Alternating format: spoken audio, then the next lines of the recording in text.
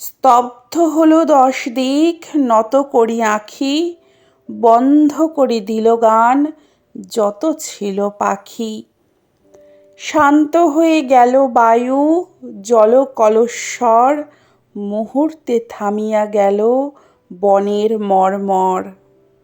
বনের মর্মের মাঝে মিলাইল ধীরে নিস্তরঙ্গ তটিনীর জনশূন্য তীরে।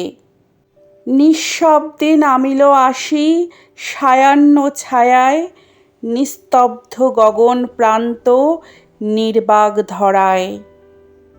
সেই ক্ষণে বাতায়নে নীরব নির্জন আমাদের দুজনের প্রথম চুম্বন।